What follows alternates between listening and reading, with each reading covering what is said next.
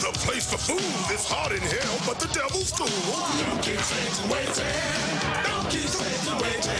So don't just sit there, join the club. Sell your soul to Beelzebub.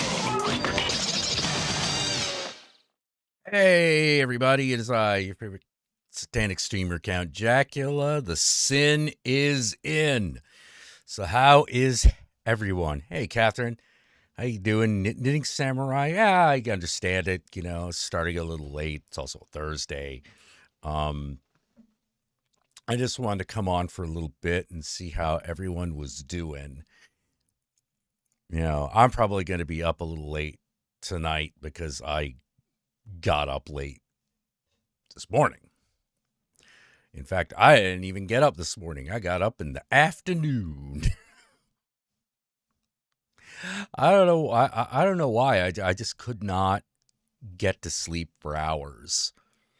You know, hey, Dragon W2, Hobo Joe. Things are going well.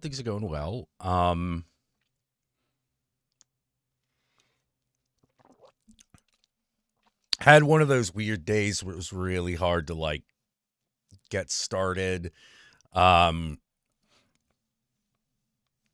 You know, get my head in the game, as it were.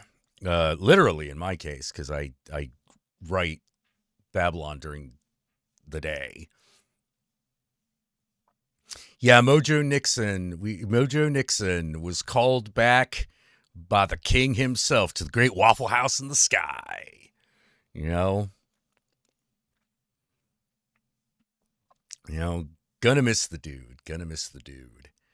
You know, in fact,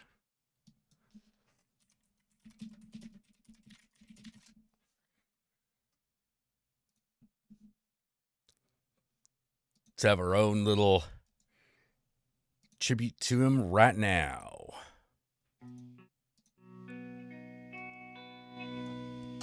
When I look out into your eyes out there, when I look out into your faces, you know what I see? I see a little bit of Elvis in each and every one of you out there. Let me tell you, well, Elvis is everywhere. Elvis is everything. Elvis is everybody. Elvis is still the king. Man, oh man, what I want you to see is that the big easy inside of you and me.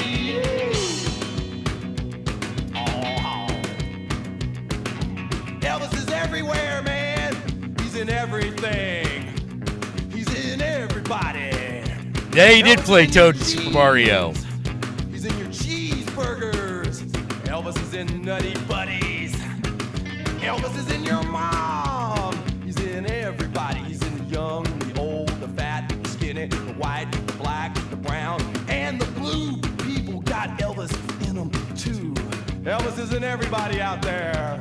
Everybody's got Elvis in them. Everybody except one person, that is. Yeah, one person. The evil opposite of Elvis. The anti-Elvis. Anti-Elvis got no Elvis in him, let me tell you. Michael J. Fox has no Elvis in him. Yeah, and Elvis is in Joan Rivers, but he's trying to get out, man. He's trying to get out. Listen up, Joni, baby.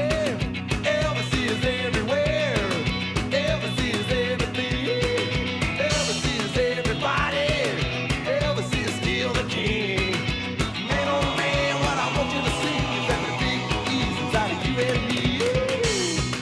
Ow. Man, there's a lot of unexplained phenomenon out there in the world. A lot of things people say, what the heck's going on? Let me tell ya.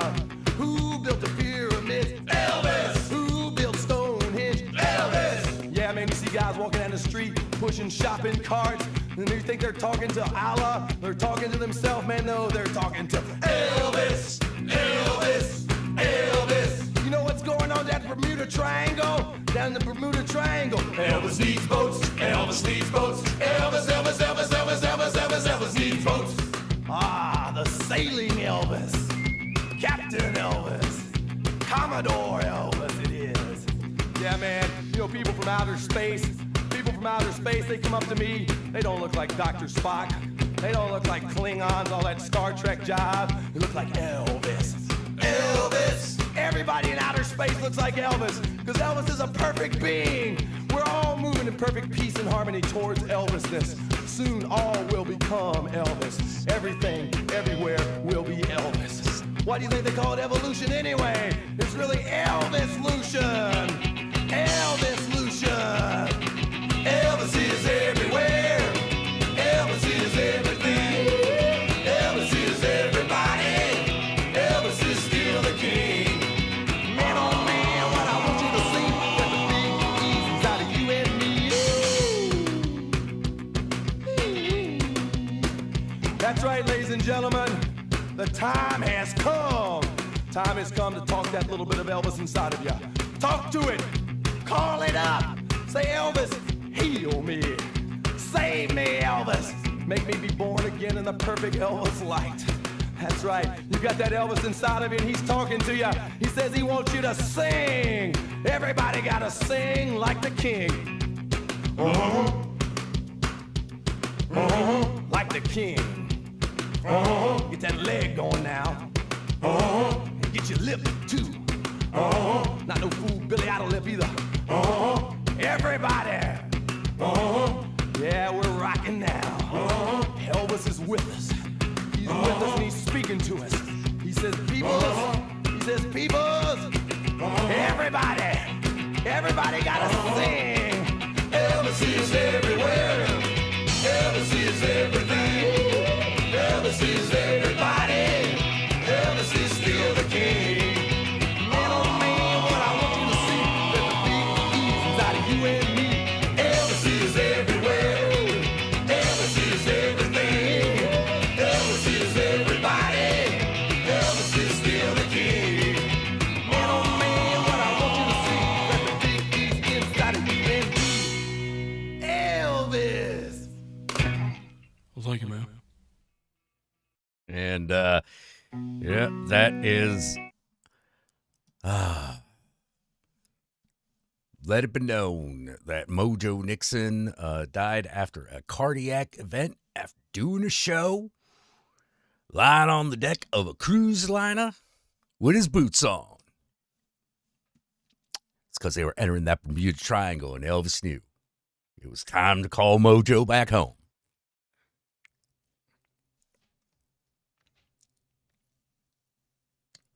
It was time, baby. Now Mojo's up in that big Las Vegas in the sky.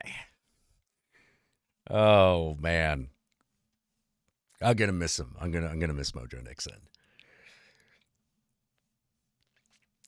Let's see, what's everyone else up to? Step 8, you're looking in front of your drafts. You're almost done with the blog post for season 4 Supernatural. Cool. Yeah, Kath has got a root canal tomorrow. Yeah, that's going to be tedious. Not too bad, though.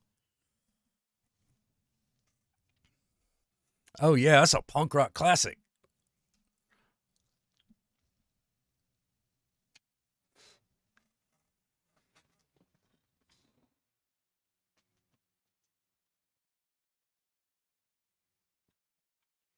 You know, I also did another one. I don't know if it's on Spotify, but let me see. Oh,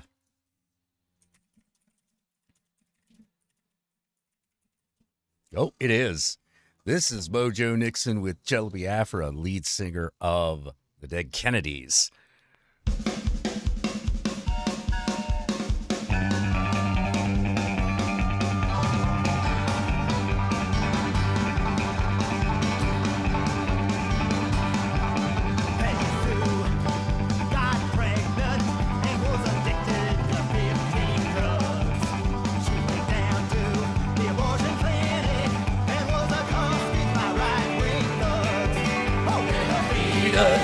Be aborted. Feed us, be aborted.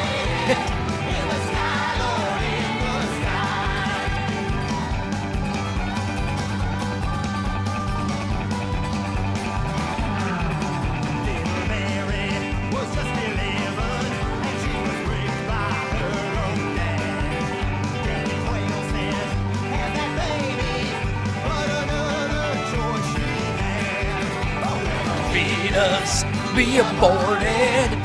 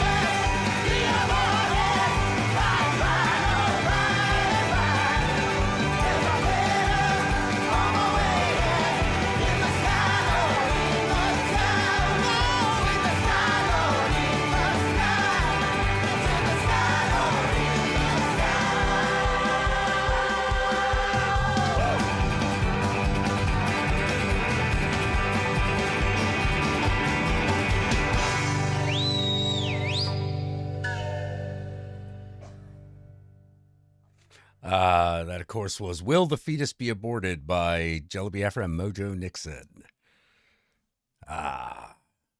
Very good. It is not Love Me. Obviously, it wasn't Love Me, I'm a Liberal, but it is from the same album, which is the Prairie Home Invasion.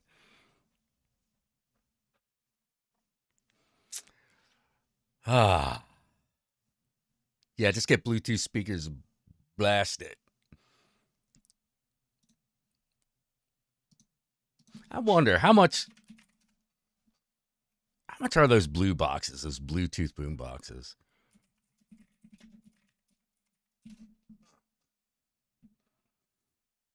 Oh, not too much. Say between 40 and $60, depending. Oh, they got some couple $100 ones, but I'd have to get the ones that actually like kind of looks like a boom box. Ooh, this one's got lights. This one looks like a classic boom box. That might be a little too retro for me.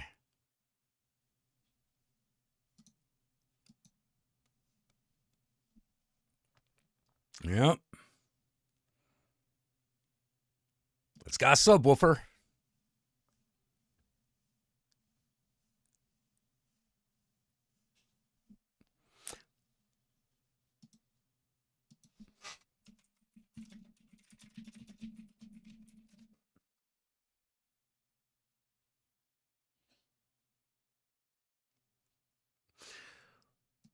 Actually, I've not heard any of Sadie's music.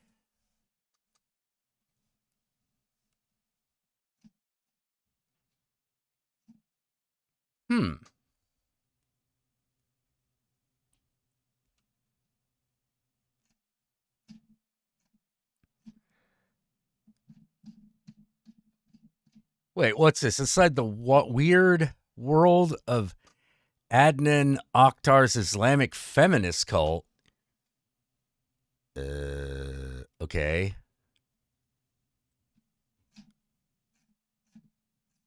Well,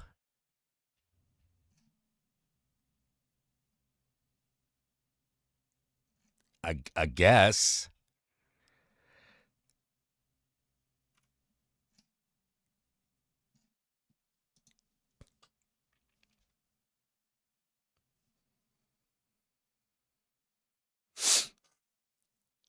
I remember he taught in school that Merlin aged backwards. Oh yeah, there are a lot of look. The Arthurian legends are just a mess.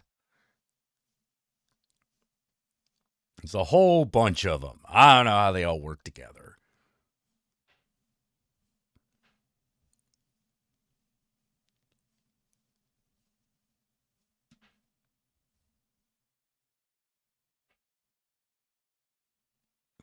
Yeah, no. Well, it's kind of hard with that stuff because, like, they're made up stories to begin with.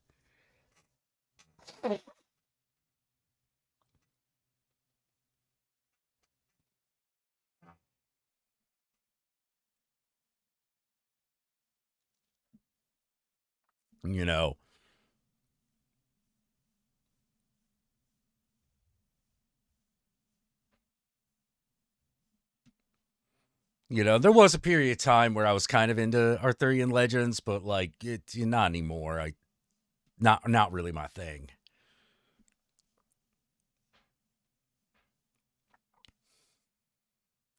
I got into weirder shit. Yeah, it's Patrick at Countless Revisions. Like, for example, Lancelot. He's fairly recent. He wasn't part of the Arthurian legends until I think like the 1400s. He was written by a Frenchman, actually.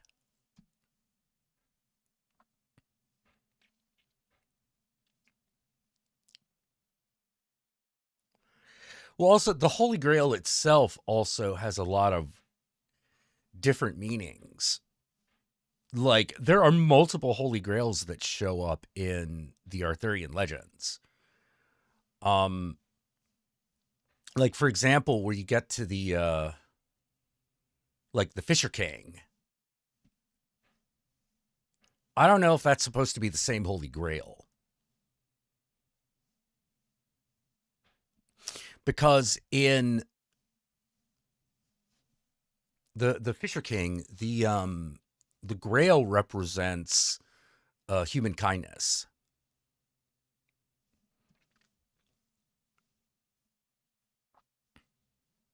But I'm not sure if that's what it's supposed to be in all of them.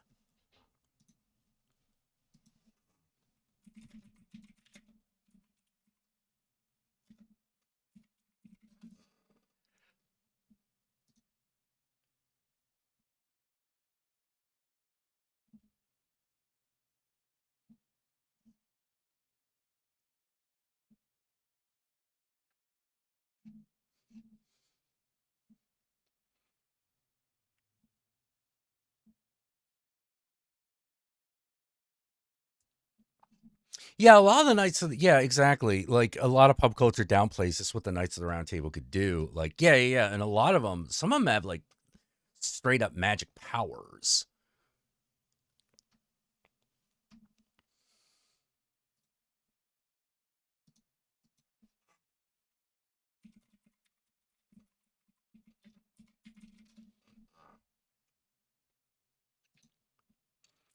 And then you have these like kind of like split off stories. Um like Sir Gawain and the Green Knight, Sir Gawain and the Green Knight.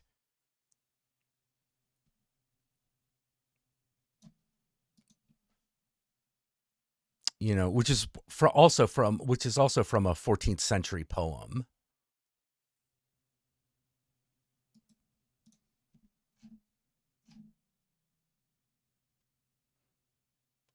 And that one in many ways is all about the merging of Christendom with the old pagan ways of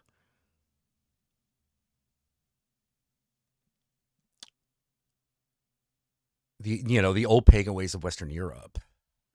Specifically, I believe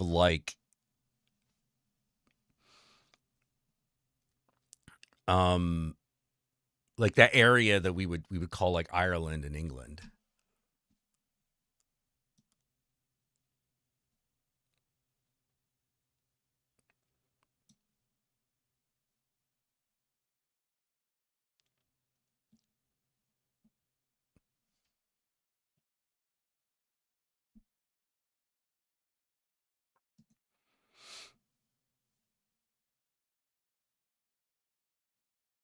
And so it's also an enchanter called Tim. Yeah.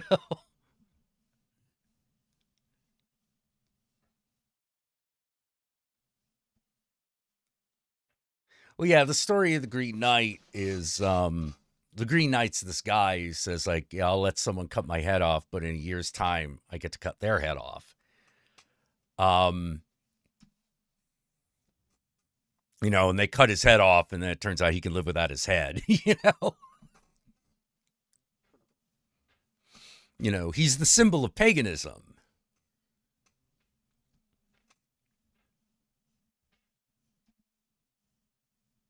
Because he regrows like a tree or a plant.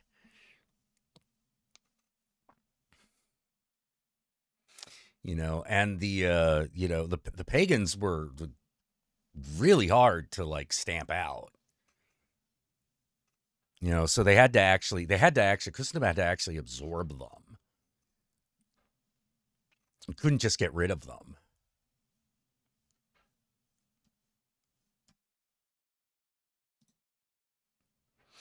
What we think of as paganism actually survived pretty well into the Middle Ages.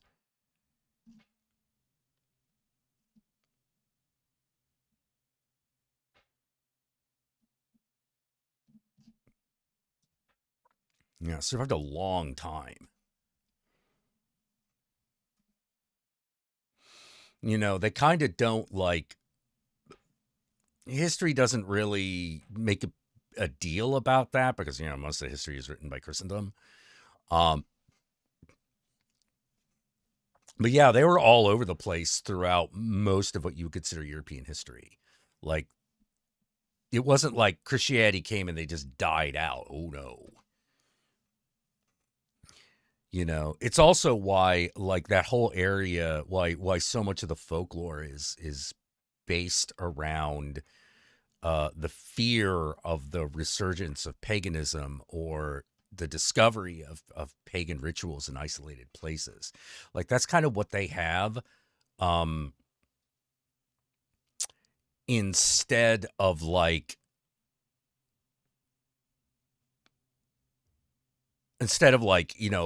the country.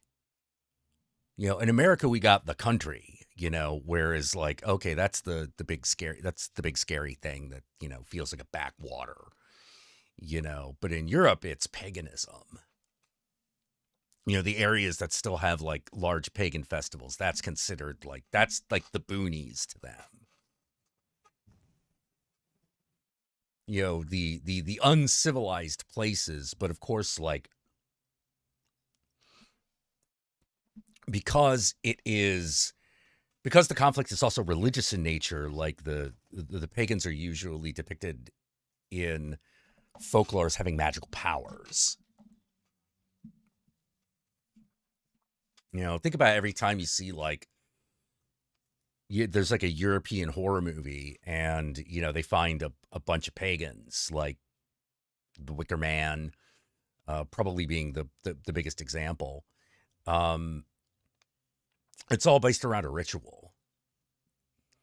It's all it's all surrounding magical ideas. So they usually have magic powers. They're witches.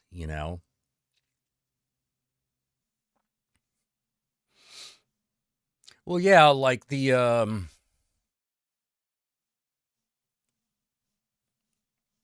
that's partially what the Inquisition was doing, which was trying to stamp out paganism. And the way we talk about it's they kind of don't tell you how that ended up. for the same reason we don't usually talk about how the Vietnam War ended up. They were unsuccessful. You know, they were very unsuccessful in stamping out paganism, just like we were very unsuccessful at stamping out communism, you know, like spectacularly unsuccessful.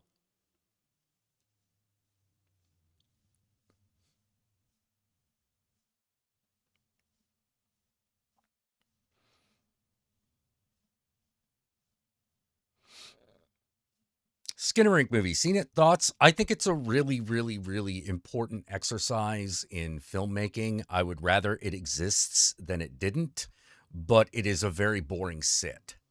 It is a very boring watch. That's what I feel about Skinnamarink. You know, I would rather it existed than didn't. I would rather that that filmmaker made the attempt than didn't, but it is not a fun movie to watch. It's very boring.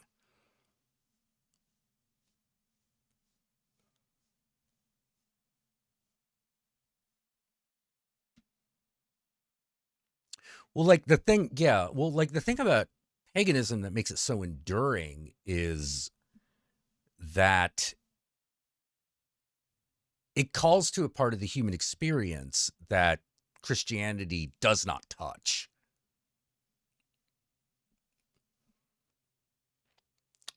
And that is the role of reproduction,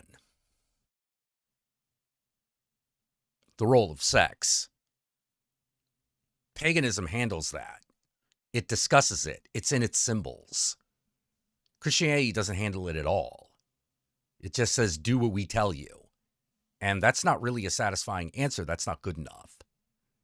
You know, that's not good enough. It's not good enough for people. It really isn't.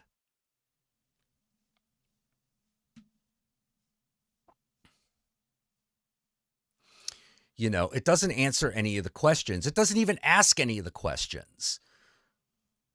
You know, the fucking main god is given somehow. They create the idea of a virgin birth.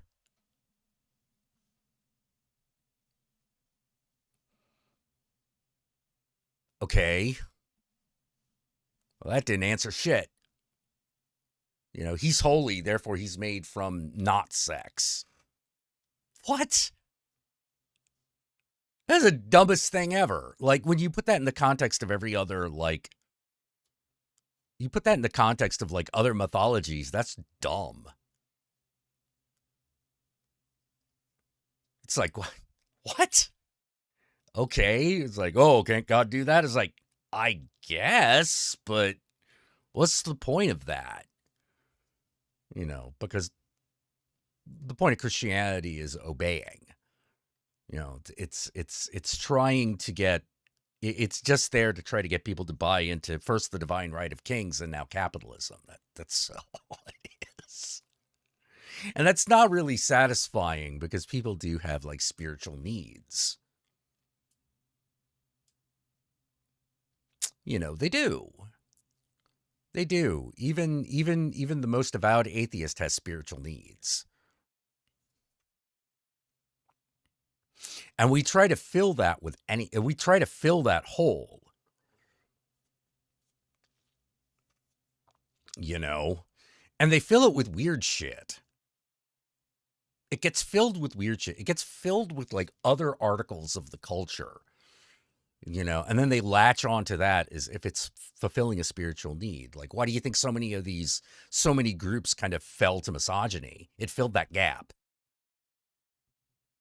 It filled that gap. It answered those questions for them. They aren't good answers.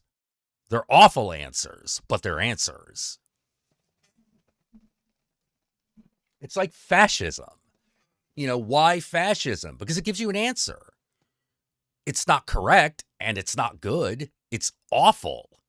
It's awful and completely wrong, but it's an answer. Yeah. I feel like, Yeah, I feel like the various like satanic organizations can fill that need very nicely. But it's also why I don't like the answer of, oh, we don't believe Satan is real. Where I'm sort of like, not in the way that Christians think Jesus is real.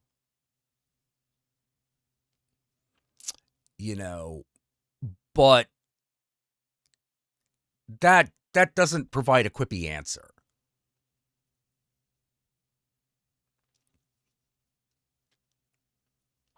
And it's hard to talk to people about what you believe a God or a spirit really is, when asked a question like that.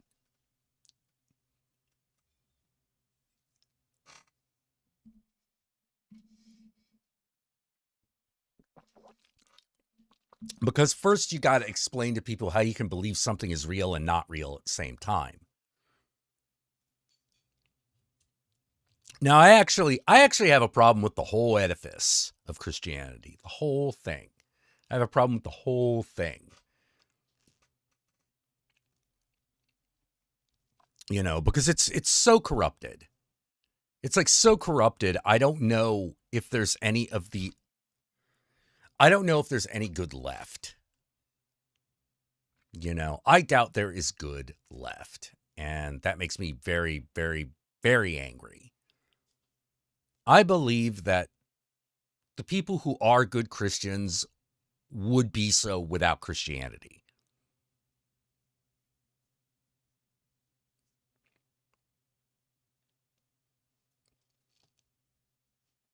Period.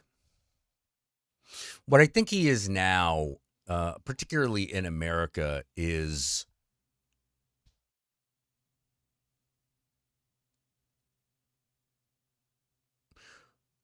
something that we can feel bad about so we can go on being awful people.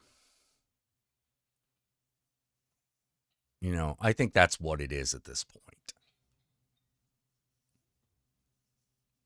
I go to church and weep over Jesus every week. Therefore, I can't be awful. Quick, let me beat these slaves. I think that's what it is. I think that's what I think that's the main thing that it offers in America. And probably in a lot of other places. Oh, thoughts on Crowley? Interesting guy. Very interesting guy. I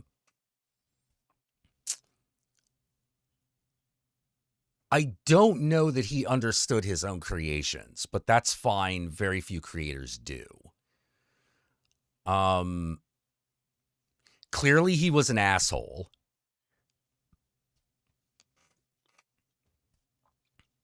But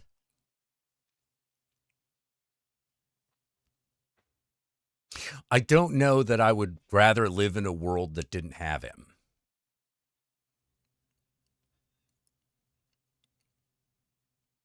Yeah, if you need God to keep you from being a bad person, then you're not a good person. Yeah. Yeah, go to church and then treat a worker at a restaurant like shit.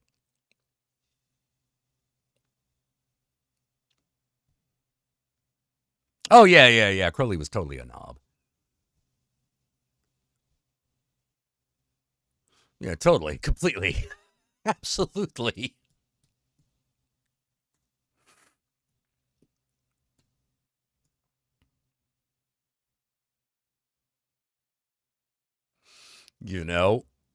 But I find him to be a very interesting one.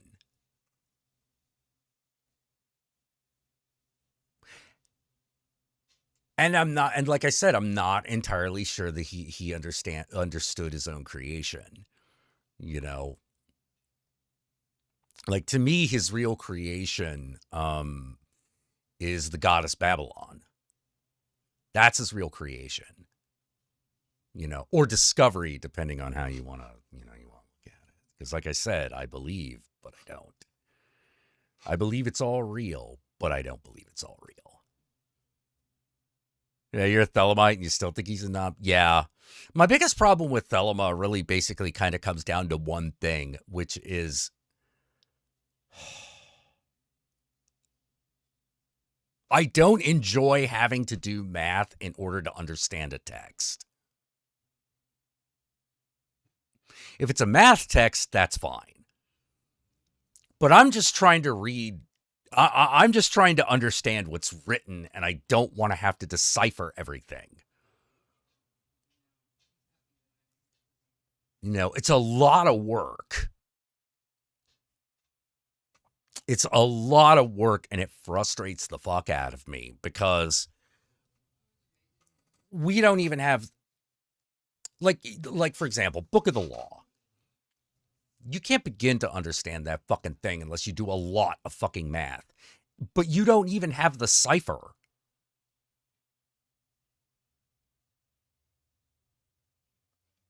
You don't have the cipher.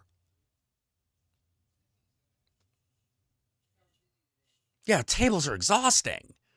You know, and like every time you think you've gotten it right, like you find something else out and you're like, oh, God damn it. Why didn't you just tell me this from the outset?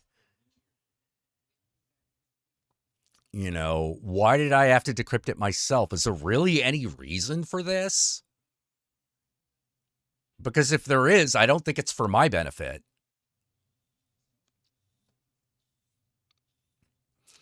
Ooh, math? Oh, no, you don't if you're saying, no, I'm not saying ooh, math. I am saying, oh my God. Like everything because everything in the Book of the Law is written in code. It's all written in code. But like I said, you as a reader of the Book of the Law are not given the cipher by which to decode it. You have to figure it out.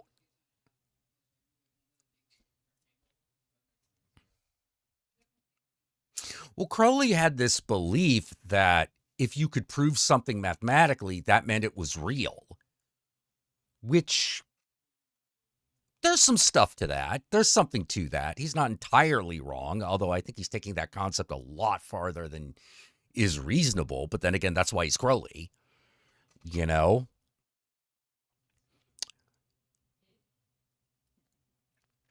You know, it's like I can do math, but here's the other thing. Here's the other thing that gets really, really, really frustrating. Gets really frustrating is there are some people who don't believe that it is in code. They believe it is literal. And I'm like, no, it's clearly written in code.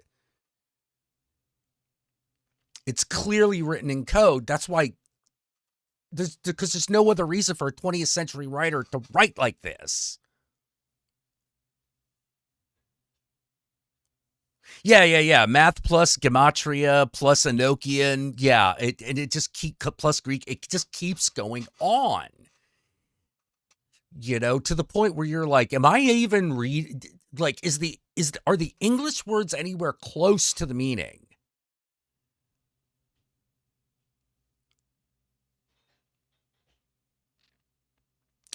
You know, not like, am I missing a detail or am I missing some nuance, but is there any relation between these two things? And that frustrates the fuck out of me.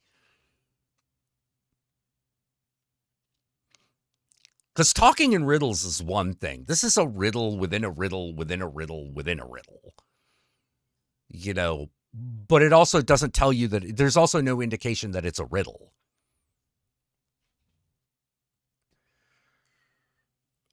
I'll say this: it's clearly the work of a mathematical genius, which Crowley was. He was a mathematical genius, probably only outdone by Iwaz, who was a real guy. Iwaz was actually a real guy.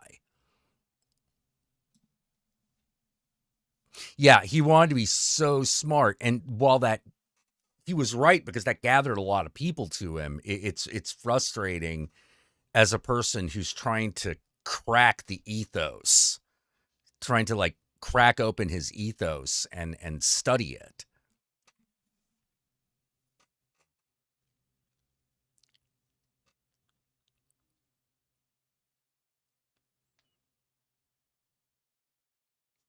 Yeah, well, Leonardo da Vinci like used a relatively simple cipher.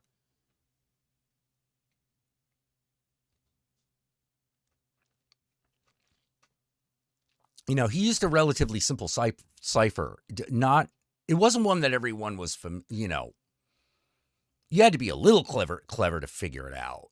But back in the days when everything was handwritten, like doing everything backwards was good enough, right?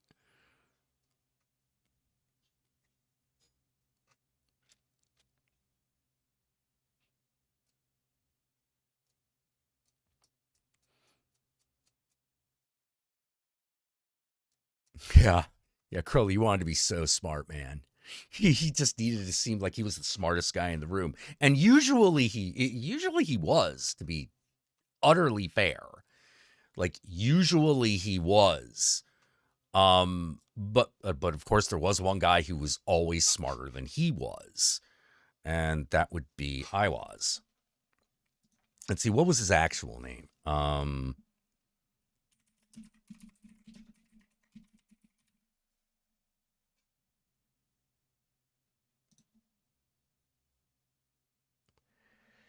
Do do do do do.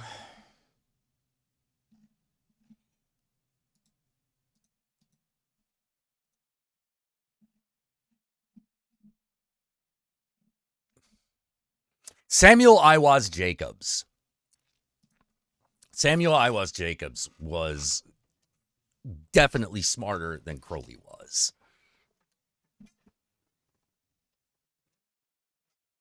It was him that figured out how to make Crowley's name equal 666 numerically, you know, according to Gematria.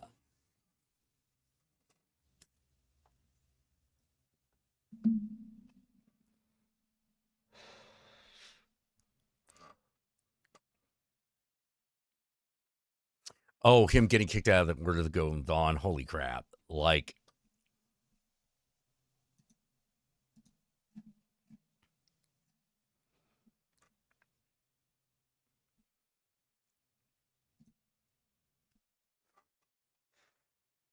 yeah, I believe the legend is that he kicked or was he either kicked the leader of the Golden Dawn down a flight of stairs or got kicked. Um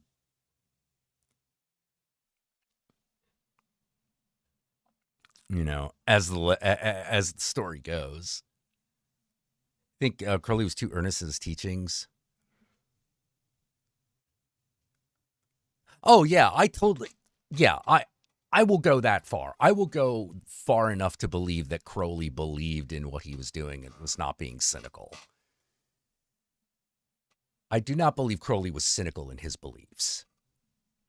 He went too far with it when no one needed him to. When no one asked and in ways that no one knew until he and like his acolyte is I forget who it was. The guy he went to Egypt with.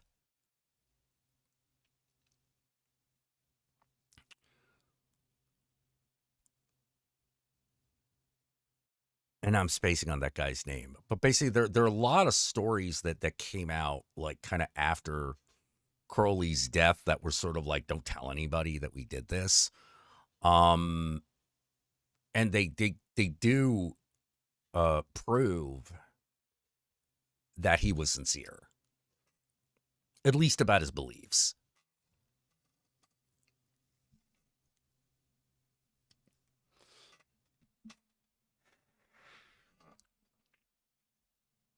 He was a trickster. Like he was a tricky man.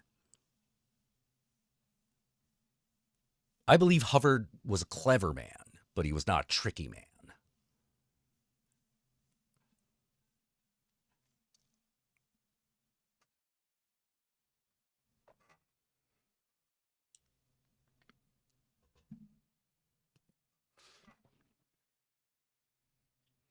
I feel like Hubbard was a person who was dabbling in things that he had no real concept of. He had no concept of how powerful it actually was. Jimmy Page recorded Zeppelin 3 in Crowley's house. Nice. I didn't know that. That I didn't know.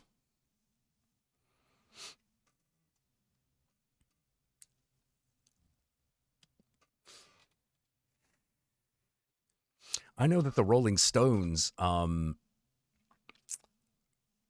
recorded one of their songs like in a house that was often frequented by Anton LaVey because it was owned by his friend.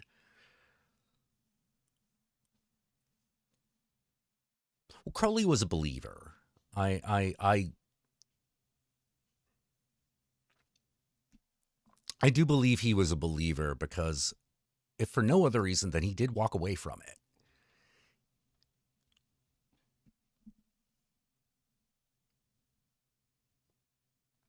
You know, he did. He walked away. He walked away from it, got married, had a few kids. You know, and we know that for a fact. Not a lot is recorded about those years because he's a very private guy when you really got down to it.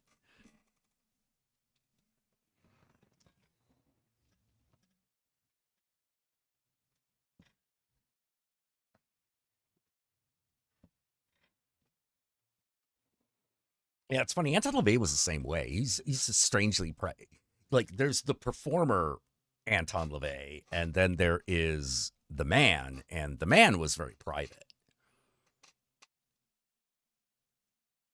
Like, he didn't talk a lot about his life and his family, you know, but he had one.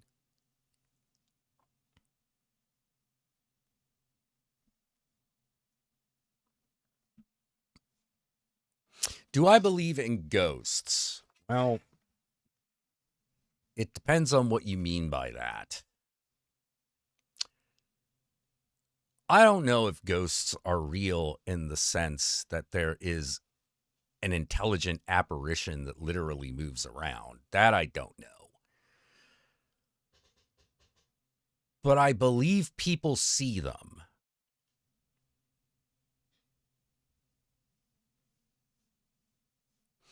I believe people see them.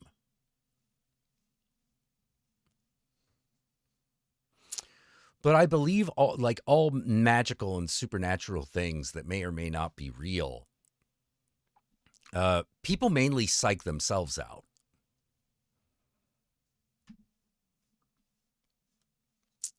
You know, when they see ghosts.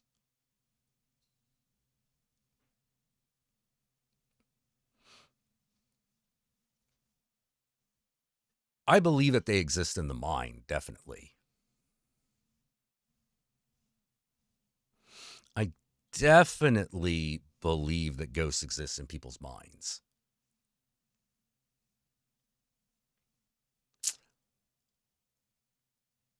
And that can go a long way. I think that goes further than people realize.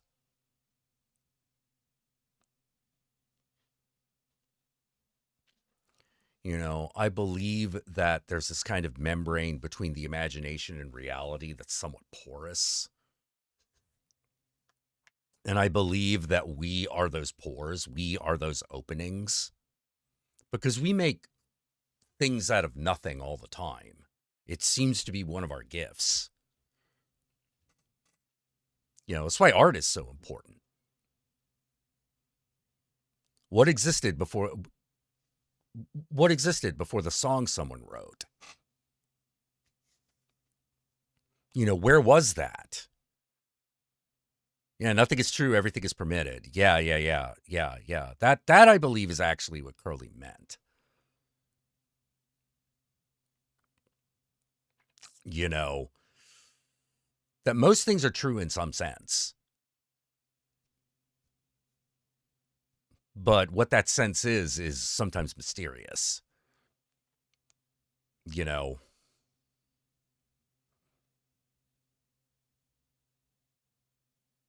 one of the things I think is funny is that one of the cultures, not all of them, but one of the advantages of Chinese culture is that it has answers for how to deal with these things.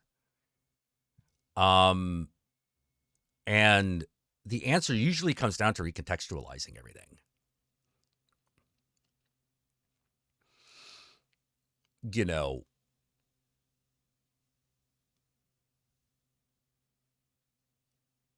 a lot of cultures that believe in exorcism, not like in the way of the movie The Exorcist, but like they have practicing exorcists as part of the culture. Usually what the exorcist does is kind of play mind games with the entity. You know, it always comes down to, yo, knock that shit off.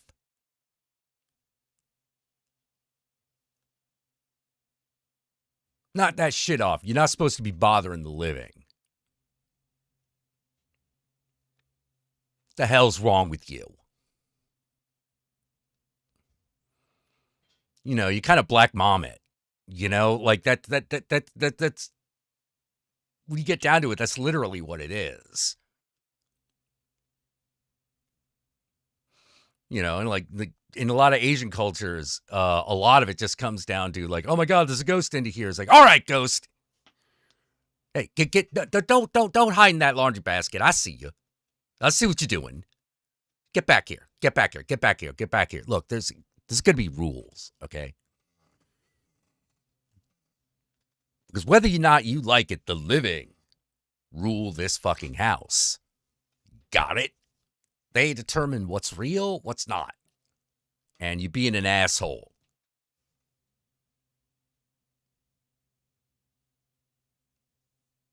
You're being an asshole. And if you're going to continue being an asshole, going to treat you like an asshole. Yeah. Hey there, ghost. You got to pay rent? Yep. Yeah, you paying rent? What about this? What about you turn the electricity on and off? You're costing me money. How's that? That's why the Taoist comes in with the big sword coin. You're waving money at them. You know. I got the power of money, you asshole. You know, like, get out of here.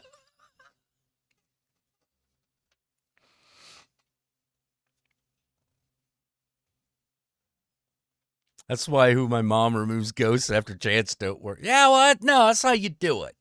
You have to do it. You're like, all right, look. All right, look. Where's my buddy? We got rules here. You know? Maybe we can cut it. Let's cut a deal.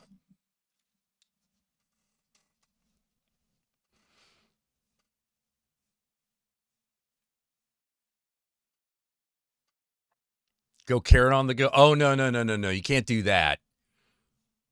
You can't do that. That'll just insult them. Nah, you got to come in with power. You know? Because, like, you ain't gonna, who you gonna call? What, you could call the cops?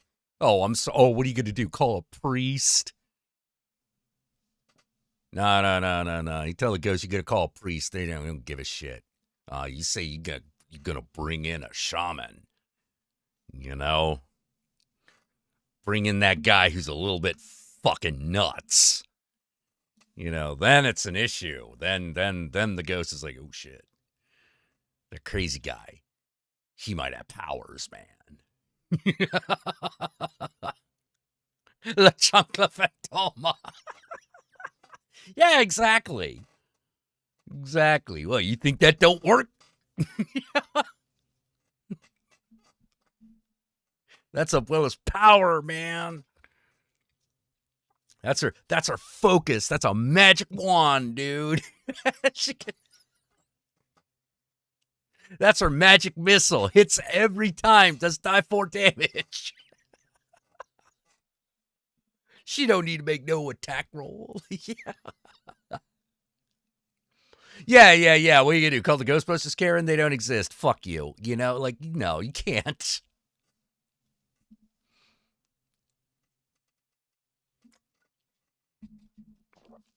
You being a bitch is why they're bothering you, you know? Like, because who doesn't want to get revenge on the person? On someone that's been, like, fucking tormented them during life.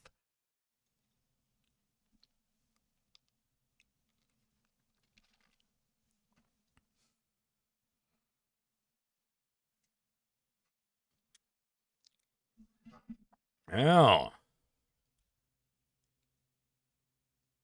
It's also why you want to get someone like close to your culture, right? Because chances are the ghost in your house is probably somehow related to you.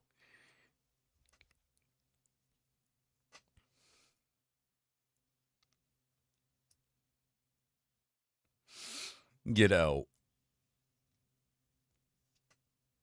but you also gotta realize the difference between a ghost and a spirit.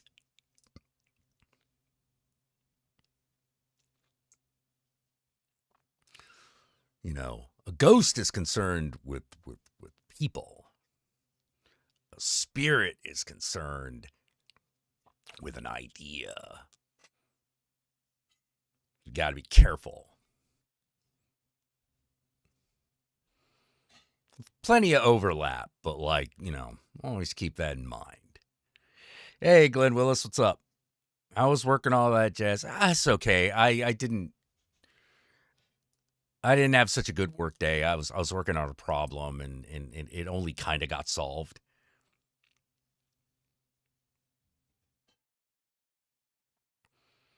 Cat scares the ghosts away. Well, yeah. Oh. Yeah, and they all speak Latin, you know.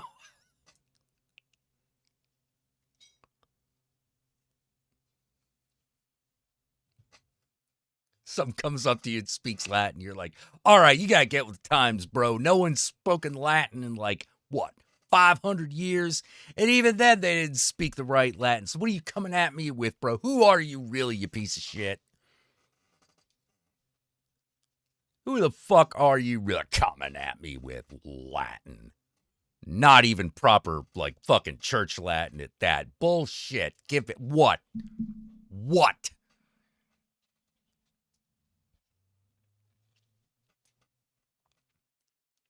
You know, oh my God, it's speaking Latin. So? All right, okay, it picked up a second language. It's bilingual. Like, what do you want? Well, don't demons speak Latin? So what's a demon?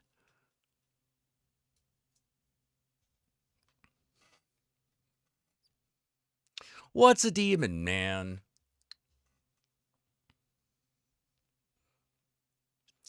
It's a spiritual instructor that's not afraid to fuck with you. Not afraid to scare you. Because they represent scary things.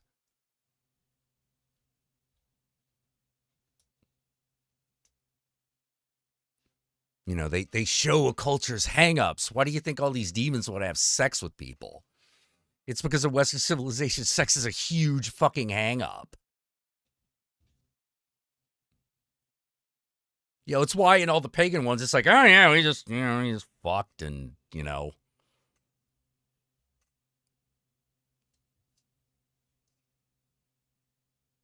Like bad things that come out of fucking the old, like, you know, pagan entities are just the bad things that happen in a relationship. But Western civilization is afraid of sex on this weird abstract level. You know, it's going to corrupt you somehow. And it's like, yeah, only because women are property in this situation.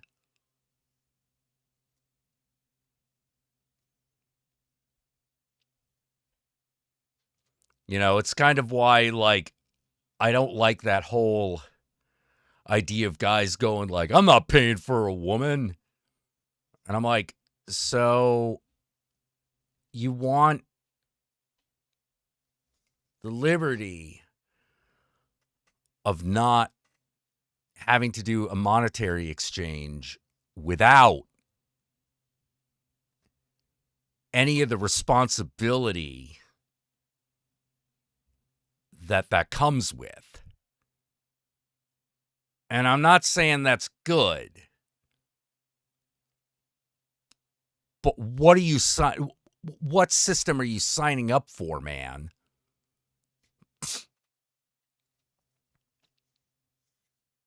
Like, I don't worry about paying, but I also don't worry about owning and controlling anybody.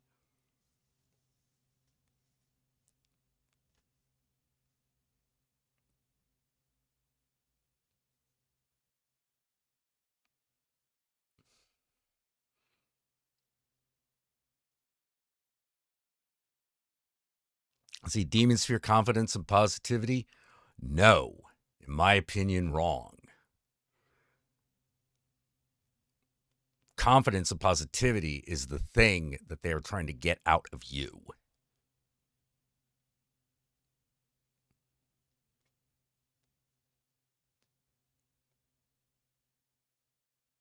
That's why they keep coming.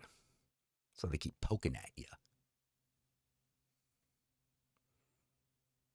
Like, have you learned this lesson? Have you learned it? Have you learned it? Have you learned it?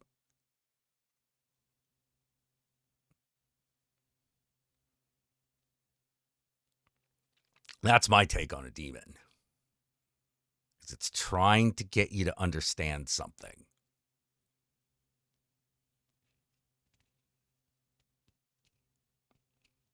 Demons like confidence and possibility means they have an in on your corruption. No, it's not about corruption, in my opinion. It's all about understanding and enlightenment. Because understanding is innately scary. It could fucking upend your whole world, man.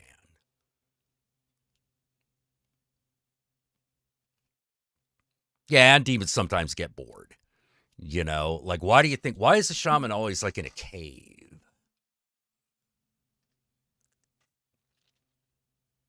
So he can demonstrate light to you. How he could demonstrate illusion. Darkness is real. Not knowing is real. It's always real.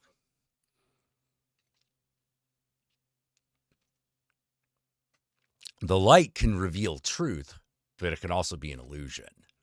That's the tricky thing about light. You know, light also creates shadows. Shadows are illusions. Darkness has no shadows. Darkness just is.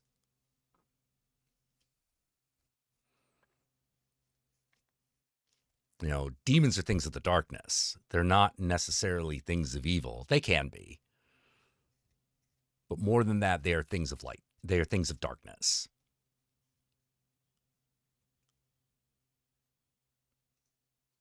Of course, go far enough into the darkness, it becomes light again. You find light again. Always do. Always do.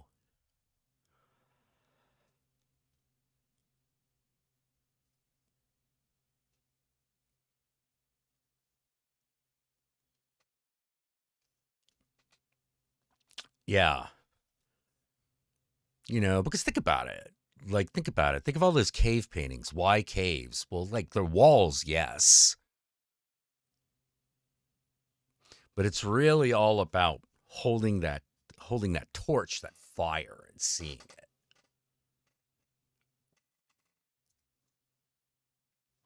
You know? Shamans have always put on little shows for people and created stories because that's how people remember. That's why it's so hard to fucking like remember things at school. There's no story behind it. Even history, which has the word story in it, is told so bullshit. It's told so bullshit. Like, not only is it filled with bullshit, it's told bullshit. It's told in a bullshit way. Oh, well, let's remember all these names and all these dates and blah, blah, blah. And it's like, no, man. No. That's not how you learn.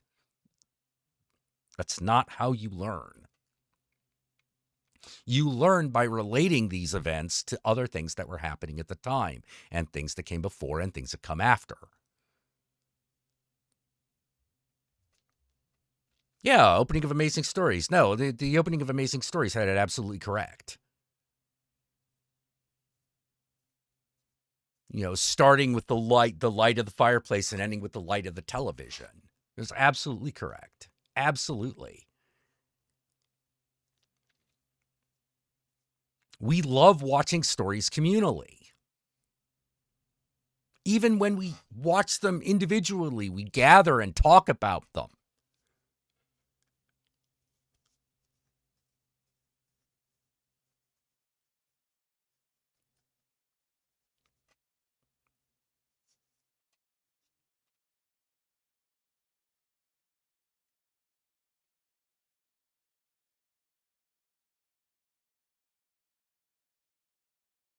You know?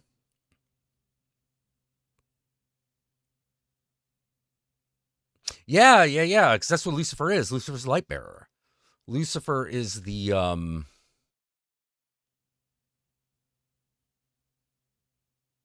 Roman. He's the Roman counterpart to Prometheus. He's the morning star. Yeah, he's the light bearer.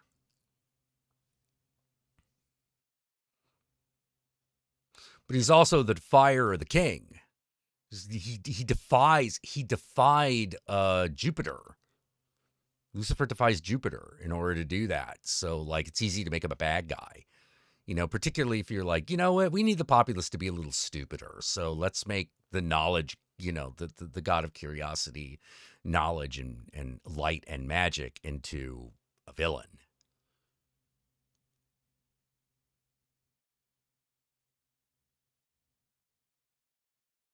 You may be living your life, but when you remember it, you're telling your story. Yes. Yeah, GL. Correct. Correct. Absolutely correct. Yeah, stories have a reality to them. It's not a physical reality, but it's some sort of reality. You know,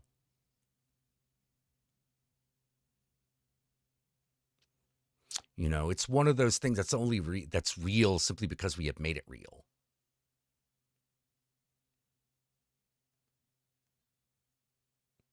But it seeps into the real world in weird ways.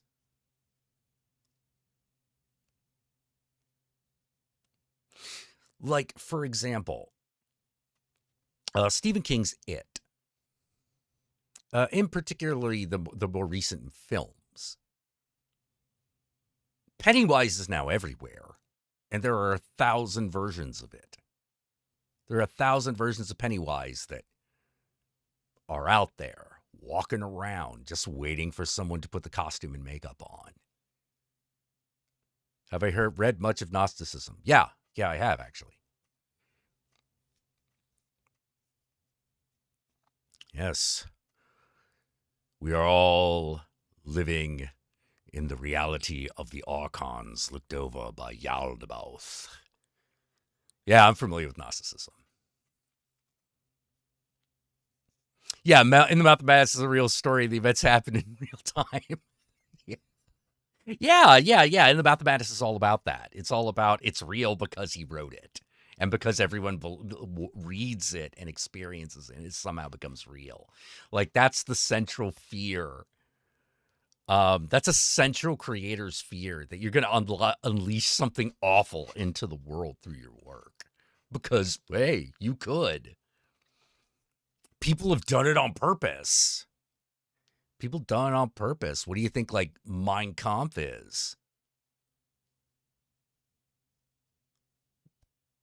It's a complete bullshit biography that was intended to fucking create a new reality. Same thing with the Turner Diaries. Same thing with that piece of shit, It wanted to create a race war, but the culture has just basically said, no, that's not going to happen. It's scary that there are still people that would want that.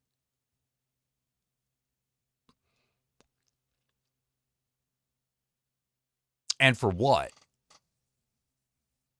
And for what?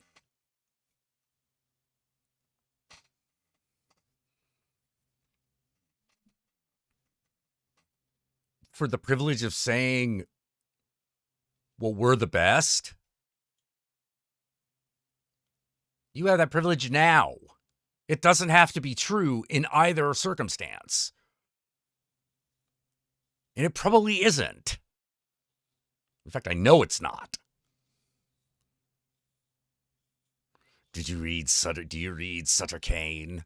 Oh, dude. Ask Lovecraft. The guy who did Ask Lovecraft, who's now mayor of a small town in Ohio, Lehman Kessler. He's a character actor, and I don't know if that guy is still around, but he was friends with the guy who says that line. You know, the guy with the axe that comes into the fucking restaurant. Like, he was friends with that actor. Yeah, that book inspired the Oklahoma City bombing. Yeah. And it was intended to do something like that. What art makes real is not always a good thing. So everyone is afraid of what they might unleash. You know, because what are you really unleashing? You're unleashing a hidden part of yourself, a shadow side. So you got to be careful. Aliens, what's up with them? Real or nah? Okay. My opinion on aliens is basically they're ghosts. They are the same as ghosts. Whether or not there actually is intelligent alien life in the universe is not even the thing up. It's not even the thing up for debate. If we're talking about like anal probing, like aliens coming down, kidnapping people, doing experiments on them, alien grays, shit like that, reptile people, all that jazz. Those are just modern costumes for the old folkloric fears. You know, oh, don't do that. The fairies will come and kidnap you. Oh, a vampire will take you away. You know, things like that.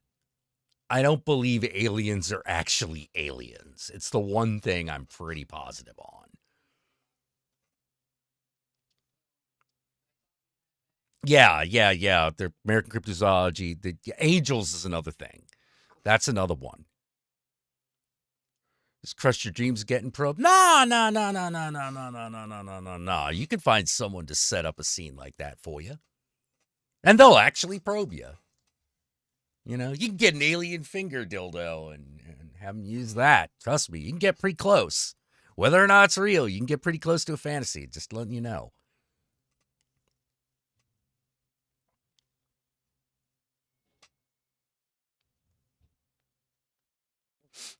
You know, learn to go with the flow when it comes to the weird stuff in life. Yeah, I tend to note it down as interesting. And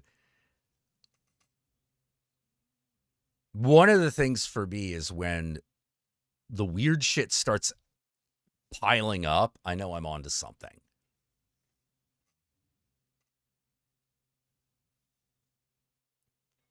I know I'm onto something because it means I'm seeing a reflection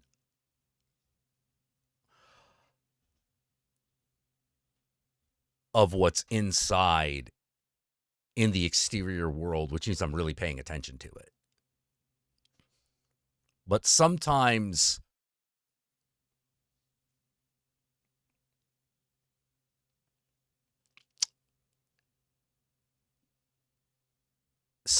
it gets hard to chalk everything, absolutely everything, up to coincidence.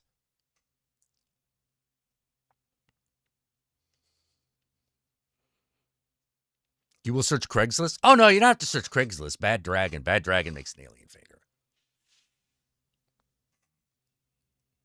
What do you think of all this military footage coming out lately? Bullshit. I think it's bullshit. I think in the strictest sense it is a UFO, as in an unidentified flying object. But other than that, I'm like, not horseshit. Horseshit. It's something. It's something, even if it is just the radar blipping. Or an experimental thing that has been created that they haven't told anybody about. I think that happens all the time. I think that a lot of the original like UFO sightings are actually probably were literally weather balloons.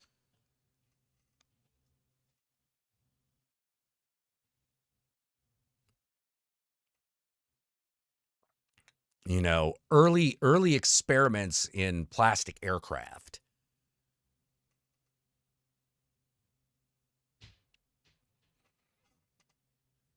You know, that's what I think about it.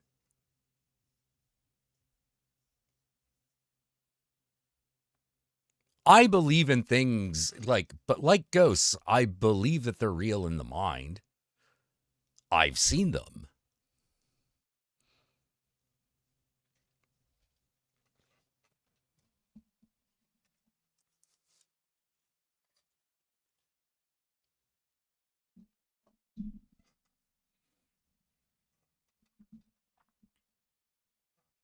Yeah, I've seen aliens from Dimension X, from, the planet Zord, Dimension X, all that shit.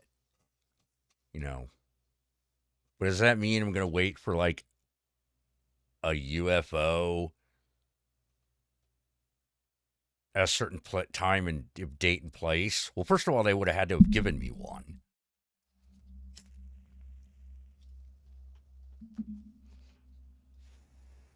Second of all, no, I'm probably not doing that.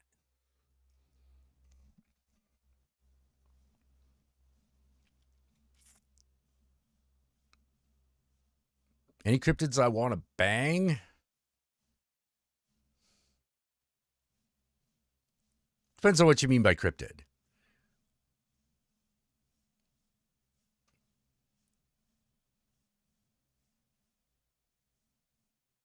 Oh, any cryptids I believe in? Well, there are some that I believe are cultural things, that represent like beliefs and warnings, and omens and things like that. For example, whether or not there's a physical Jersey Devil, I believe there is a Jersey Devil. In a way, I don't believe the Loch Ness Monster is real. I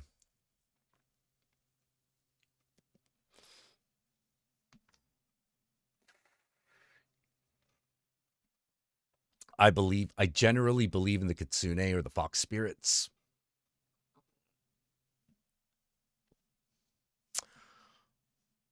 Never met Mothman. Never met a Mothman. And my problem with Mothman is he make no sense. Black dogs, that's another one I believe in. I believe in them as a phenomena that people experience. Maybe that's a good way to put it. Like, for example, I don't think Bigfoot's real.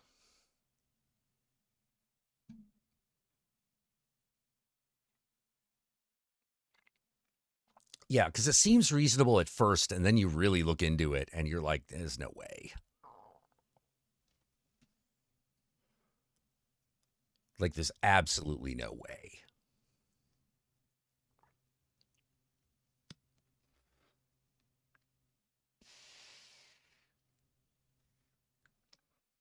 There's no such thing as Bigfoot unless it's just a big, hairy guy. As in a human that's just really hairy. And had very big feet.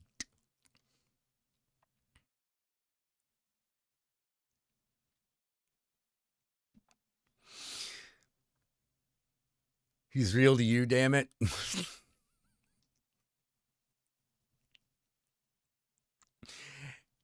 Hey, I believe in a lot of things that I don't think are actually physically real.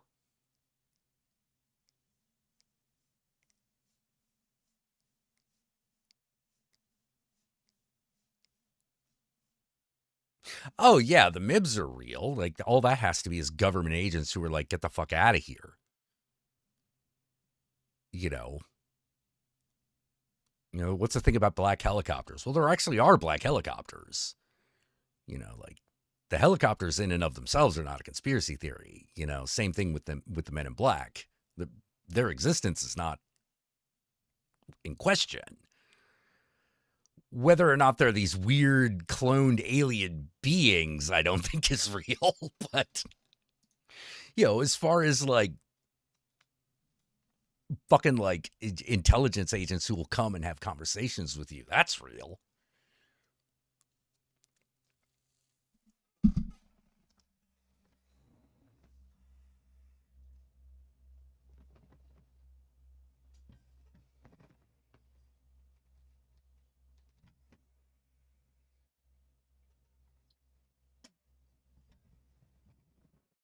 I knew too many people in the intelligence community. Like, no, they'll show up. I don't think that they're aliens. I think they are just government guys.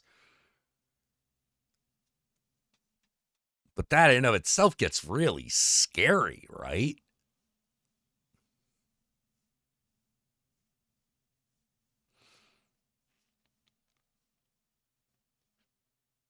Yeah, if there's really a Bigfoot, someone would run over one, I think.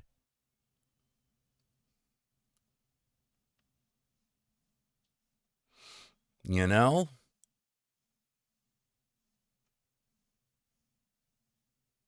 Oh, the MIBs actually are. They do look for stuff. They're just not telling you what it is. Guys in black suits, ties, and sunglasses coming down to because it's an intimidating look.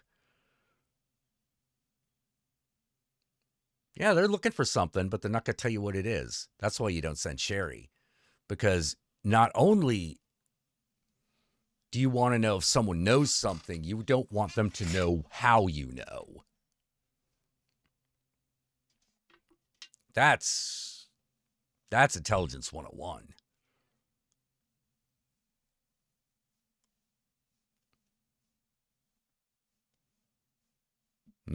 I saw an alien aircraft. I saw a UFO, and then the MIBs showed up. Yeah, you probably saw a government. You probably saw an experiment you weren't supposed to.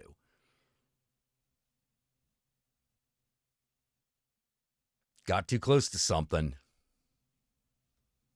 Got too close to something. I don't think it's aliens, but you got close to something.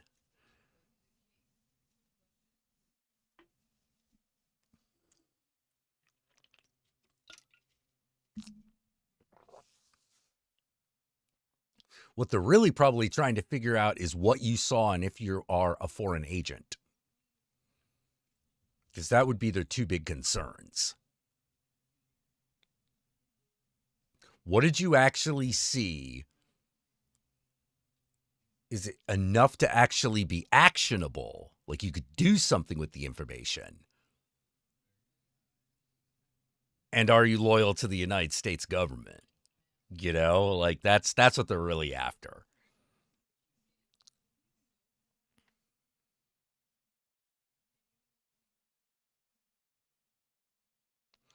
Because when they want information, they will usually just find someone to ask.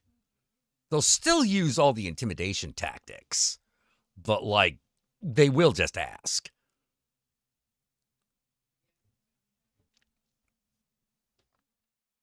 That's how you know that they actually want the information, that they're looking for it, which is that they will actually just ask.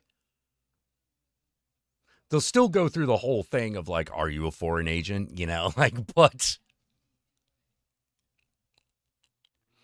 But chances are, if they found you in order to ask a question, the chances are that they already know who you are.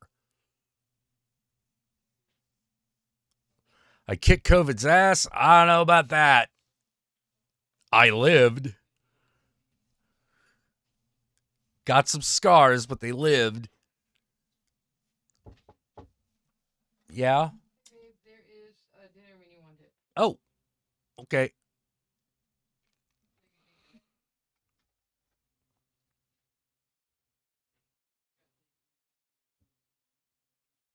Yeah, why would extraterrestrial beings come across the galaxy just to mess with crops, cut up cattle, and give Uncle Vern a prostate exam?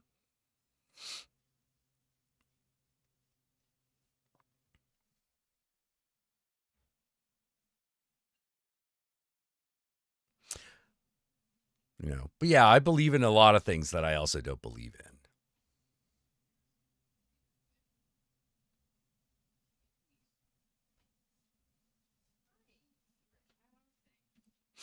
Yeah, well, I mean, once again, Area 51 in and of itself is not a conspiracy theory. Area 51 is real, and they don't let anyone in.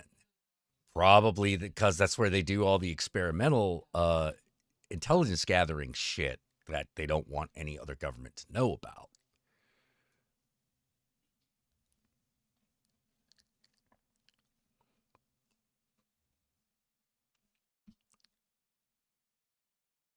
Tasers, they go to primitive planets and show themselves to people who you would never believe. Teasers, that's right. Go up to people and make beep beep noises. Rather childish, really.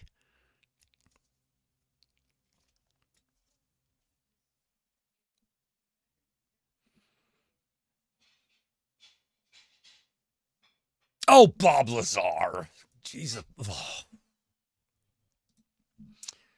Bob Lazar. Jesus fucking crap.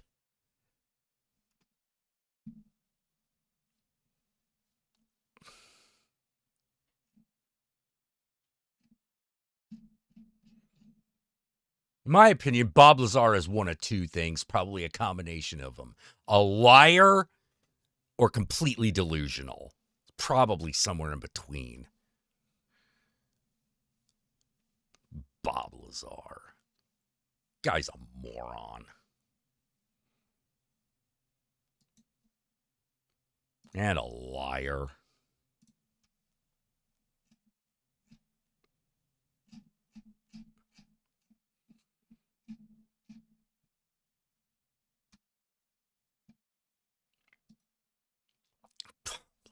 Jesus Christ. Some people believe anything you write it down in a book, put it on a shelf. I'll just say that.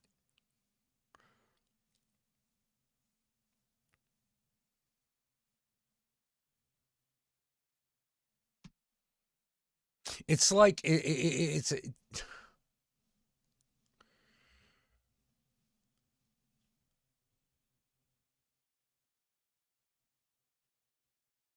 it's like people who worship the old philosophers a little too much, in my opinion. Like, I'll tell you a philosopher that I disagree with most of the time, and that'd be Plato.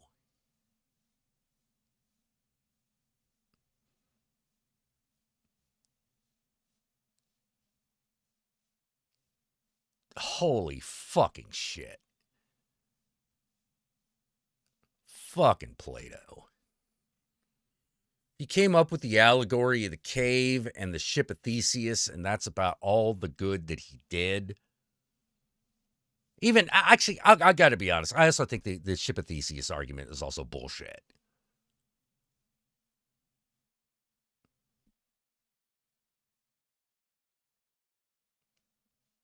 It's a thought experiment that actually goes nowhere.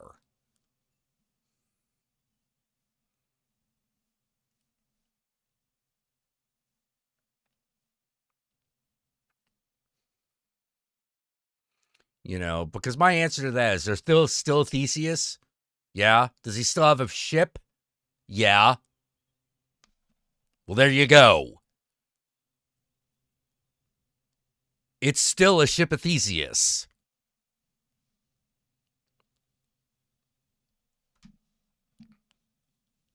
Did it all of a sudden become a monkey? No. The fuck out of here. Yeah, he invented Atlantis. He did it. Yeah, he did invent Atlantis. He totally invented Atlantis.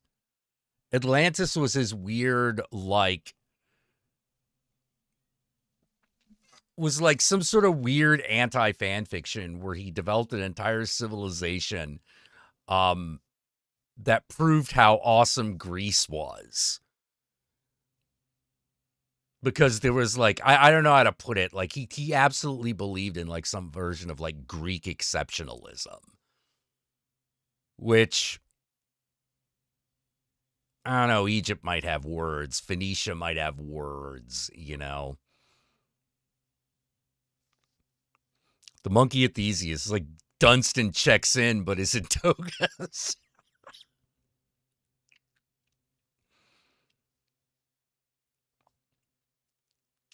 Oh, Tom DeLonge? Oh, geez. Yeah, Atlantis is completely an imaginary ethno-state. Except it wasn't an ethno-state, and that was one of the problems with it, according to Plato. They were too, you know, the modern way of putting it would have been like, oh, they were just far too liberal to keep living, and they destroyed themselves. Because they didn't believe in proper Greek values. Like, that's who Plato is. That's who he really is. Like, you ever read The Republic? It's horse shit. It's fucking horse shit.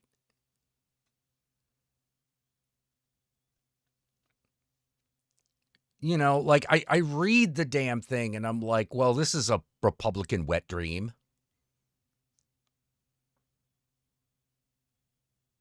It's how we try to... It's how America tries to stratify its fucking population. The problem is people don't work that way. A lot of people are like, oh, well, this is unjust because, you know, people aren't insects. And I'm like, no, the problem is people aren't insects. People don't behave like insects. That's the problem with this whole fucking book. You can't treat people like this. They won't stand for it.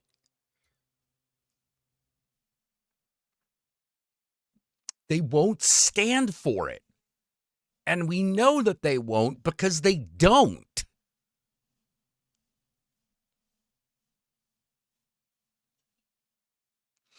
Like, for example,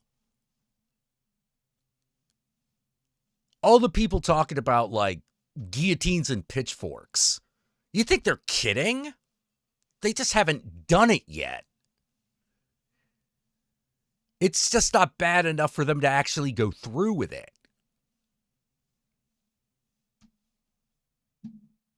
But look at all the times they did go through with it. You know, French Revolution. Only reason it didn't happen in America is because it was an ocean between the average American colonist and fucking Parliament.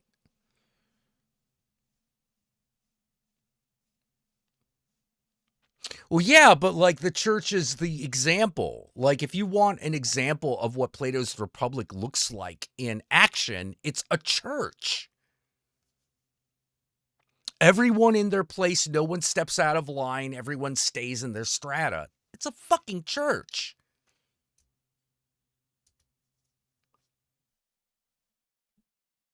That's your great republic? You moron. You know, like, no, I actually opinion that Plato's a moron.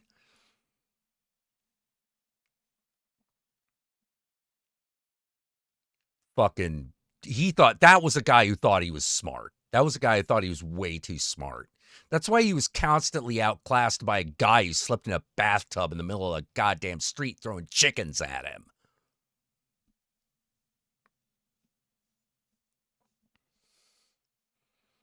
For those of you who didn't get it, I was talking about Diogenes.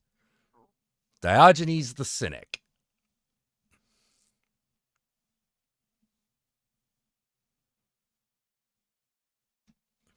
Real guy.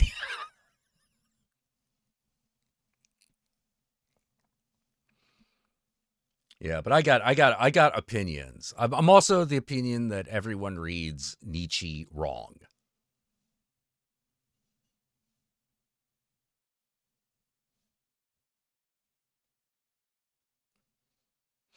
Everyone reads Nietzsche wrong.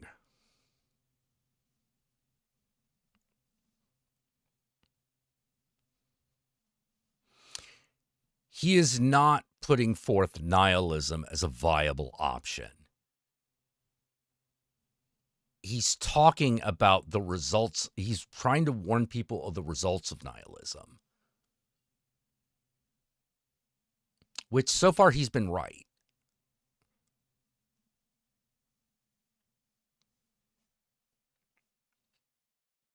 You know, Nietzsche was relatively on the ball when it came to his criticism of nihilism, what he called nihilism. Some other stuff he's not quite so on the ball with. Like, for example, I understand what he's talking about when he talks about the Übermensch. The Übermensch is a person who changes the rules. Changes the rules through their existence.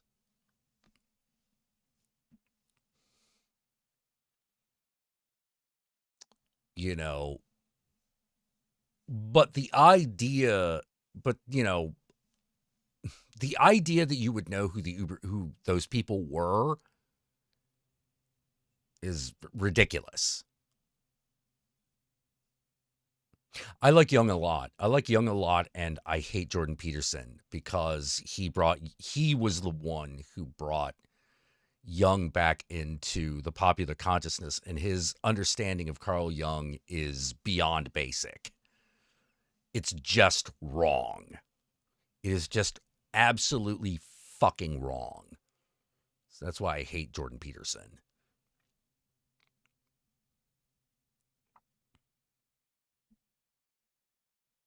It's like he got to the point where Jung talked about the feminine principle and the masculine principle and stopped there.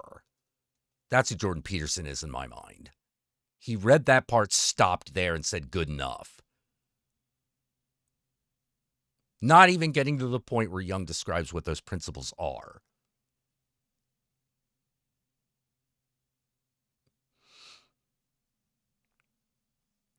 Because he's not talking about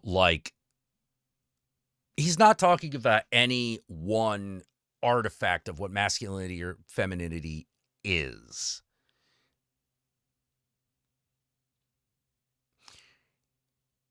He's talking about them in relation to each other. The masculine has the feminine inside of it, and vice versa.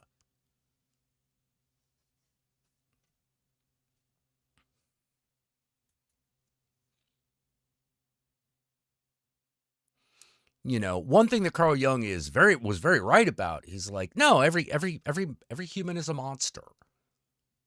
We all carry monsters inside of us. You know, what do you think that part we don't show other people is? It's the shadow. Why do we have this bad thing? You know, why do you think it's bad? What makes you think that it's just bad?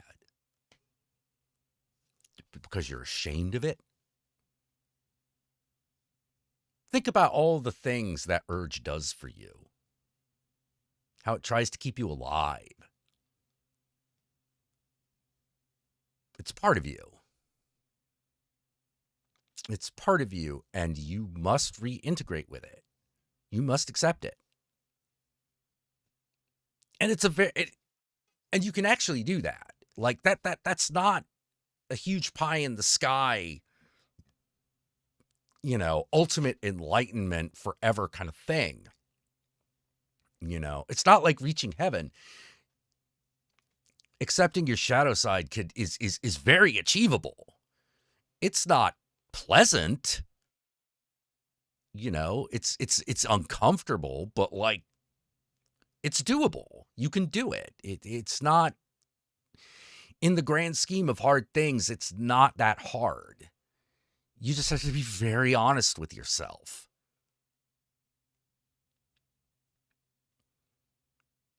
Oh, is dive into psychology and alchemy? Oh, yeah. Danger. Oh, you ever read the Red Book? Or more importantly, have you ever seen the Red Book with all the illustrations and everything? Because I got 2 copies of that book. I have one that has a big one that is like, all the illustrations with all the illustrations, and another one that is just the translated text, because he wrote in German.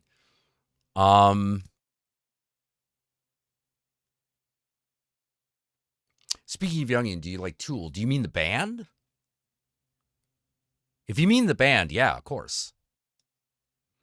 Yeah, I have the coffee table version and like a translated version that's actually bound like a Bible. Yeah. It's got the little golden gilded pages,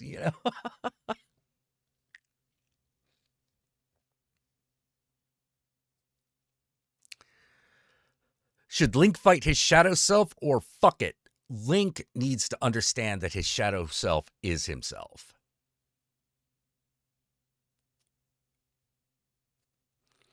That's Jung's ultimate thing.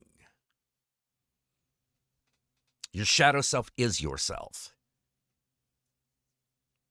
The masculine is the feminine. The feminine is the masculine. Like that's the ultimate culmination of his work. That's his ultimate understanding. That's what he's telling everybody. Whether or not there is an id, an ego, and a super ego is not the issue.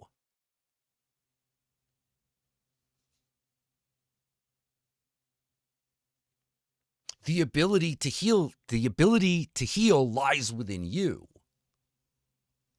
The ability to heal from trauma lies within you. That's what Jung is talking about. It does lie within you. You have that power. You may need a guide.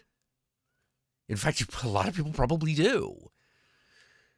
Someone who is an expert in the symbols, someone who has lived experience, who knows what certain things feel like, that can help you. Probably it will take several people.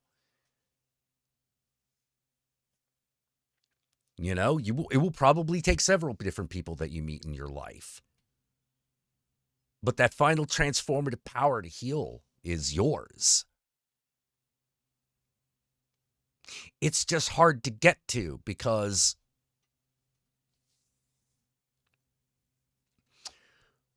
of the way we are trained to think.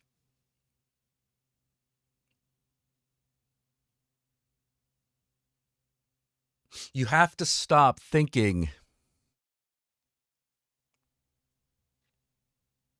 that you are exclusively your conscious thoughts. Because you aren't.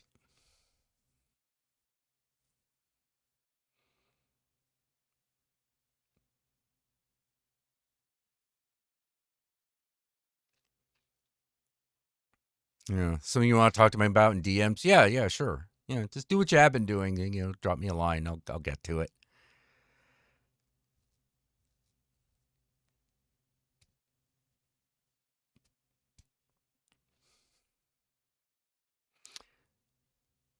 That's all that's all in there. It's all in there. It's in Jung's work. Yeah, you're not just your thoughts. You're also your biases. Well, deeper than that, you are your instincts. You are your emotions. You are your body. That's all part of you. It's all part of you. You are your urges. You are your desires.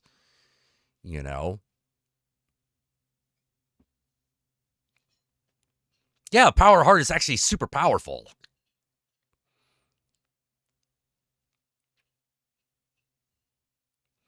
It's actually, yeah, Captain Planet, it's like, no, power heart is actually super powerful.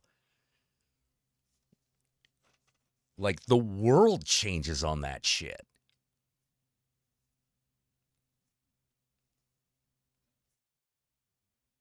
People change on that shit. Nations are built. Nations are destroyed.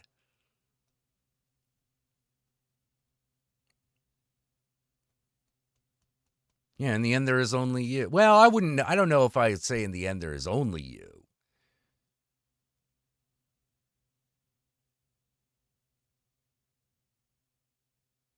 But I think everyone has the power to do that. You have the power to heal yourself. You just, like any skill, you just might need help gaining and learning those tools.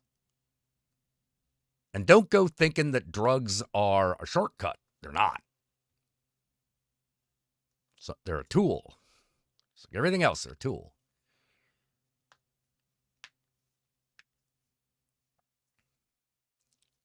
Use them.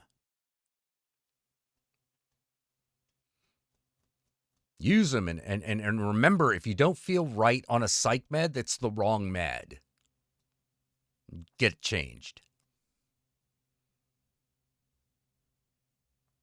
Oh, thanks for the donation, Constantine15. Thank you. I really appreciate that.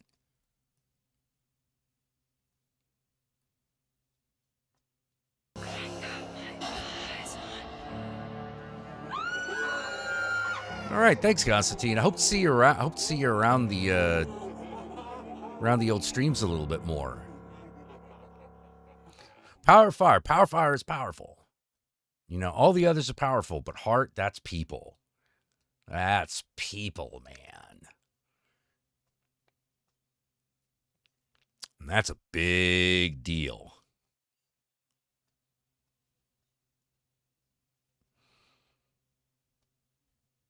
Oh, no, comparing Jordan Peterson to Kermit is a disservice to Kermit. It absolutely is, because Kermit the Frog gets it. Kermit the Frog got it. They did an entire movie about how Kermit the Frog got it. It's called The Muppet Movie, and it is excellent.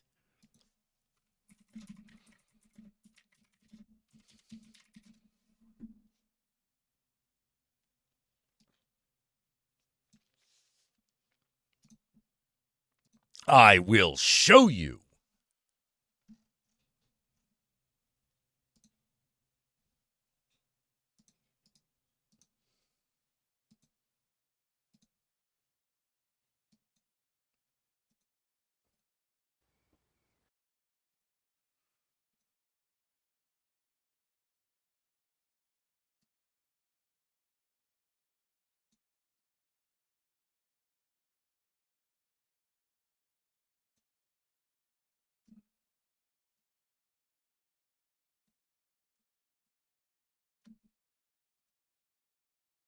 Whoops.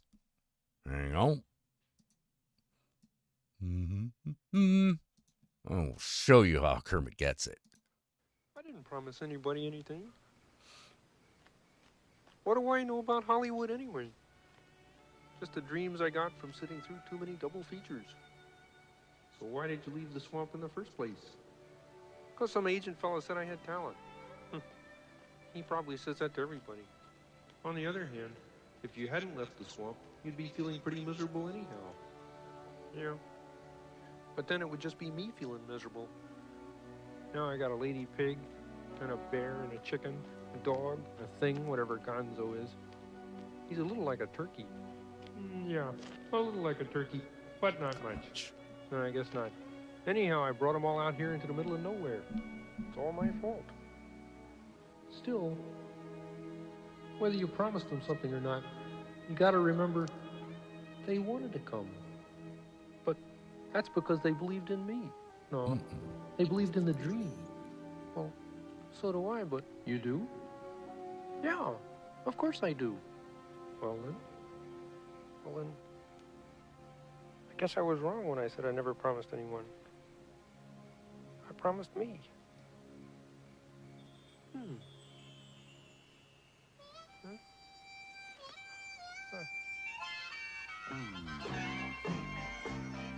Now, wait a minute.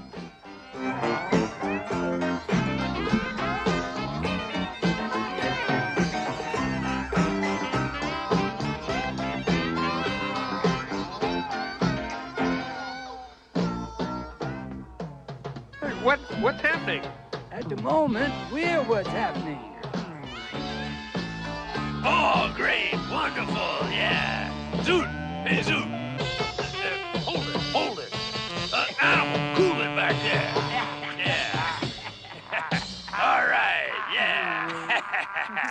listen, it's wonderful to see you guys, but how did you ever find us? We read the script. Easy. We just read the screenplay you left us. Exterior Desert Night. We knew right where you were. Like, can you get behind it? Hey, listen, when you dudes have to be at that audition? 2 o'clock tomorrow afternoon. Well, climb aboard the bus. We'll have breakfast at Hollywood and Vine.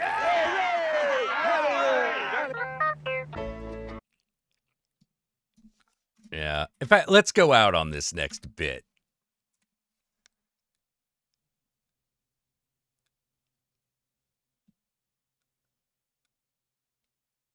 Let's go out on this next bit. Scenery ready? Yeah? Sound is Good. rolling. Camera's rolling. Already, Jeremy? Okay, stand by. Here we go.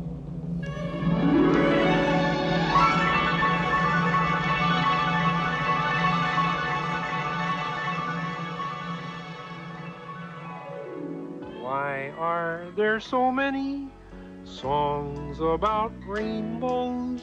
That's part of what rainbows do. Rainbows are memories, sweet dream reminders. What is it you'd like to do? All of us watching and wishing we'd find it. I've noticed you're watching. Someday you'll find it, the rainbow connection, the lovers, the dreamers, and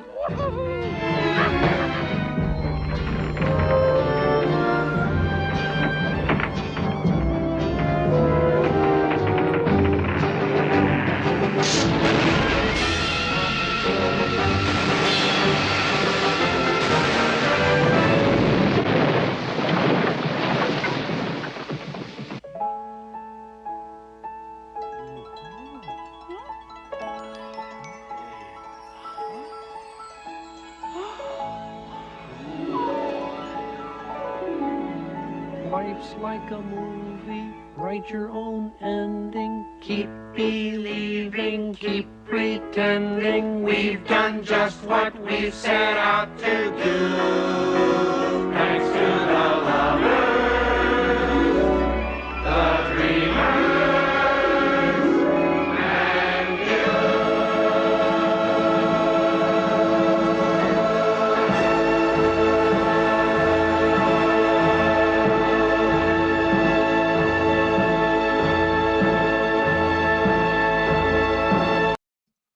Oh, no. Oh! I just knew I'd catch up with you boys.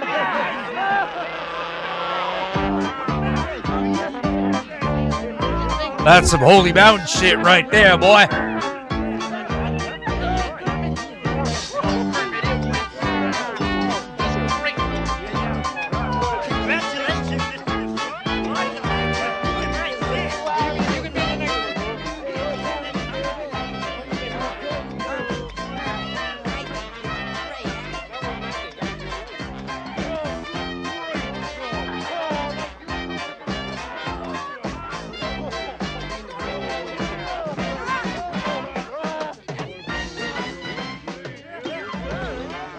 What I'm saying, that's the meaning of life.